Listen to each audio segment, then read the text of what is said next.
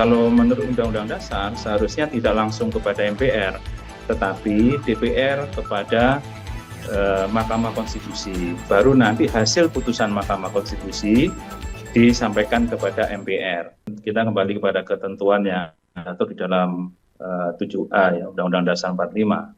Nah, mekanisme yang ada di dalam pasal 7A Undang-Undang Dasar 45 itu adalah DPR ya, mengajukan kepada Mahkamah Konstitusi.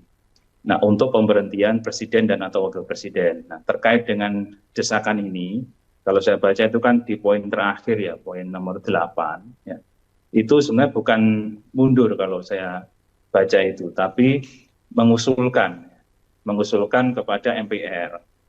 Nah, ini kita perlu luruskan dulu. Kalau menurut Undang-Undang Dasar seharusnya tidak langsung kepada MPR, tetapi DPR kepada Mahkamah Konstitusi. Baru nanti hasil putusan Mahkamah Konstitusi disampaikan kepada MPR.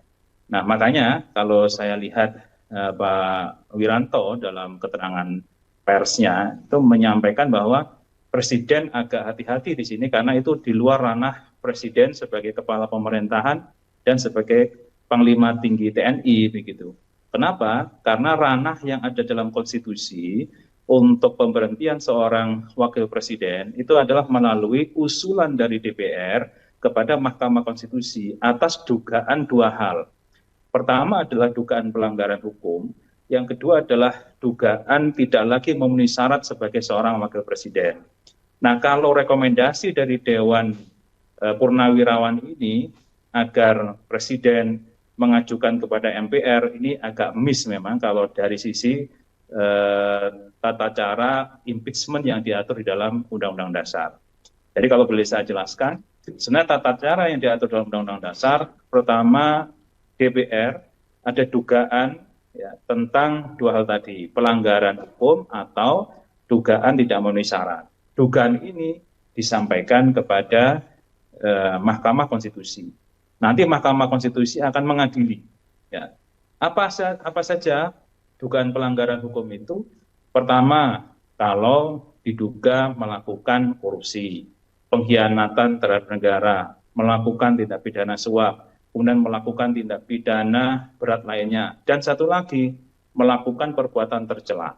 Ini 5 hal yang bisa menjadi faktor seorang wakil presiden diberhentikan atau diimpeach. Nah, kemudian yang kedua, dugaan tidak lagi memenuhi syarat sebagai seorang wakil presiden. Nah, inilah yang nanti akan diuji oleh Mahkamah Konstitusi apakah benar dugaan dari DPR tadi itu. Nah, tentunya dalam hal ini kalau saya memandang, kalau mekanismenya benar ya seharusnya Pak Prabowo kapasitasnya bukan lagi sebagai presiden, bukan lagi sebagai Panglima tertinggi TNI, tapi sebagai ketua umum partai, nah yang lebih relevan. Ya, dari ketua umum partai punya kekuatan di parlemen. Nah, dari kekuatan di parlemen inilah kalau 2/3 ya dari anggota parlemen nanti hadir dalam sidang dan setuju terhadap usulan untuk impeachment untuk pemberhentian wakil presiden baru bisa.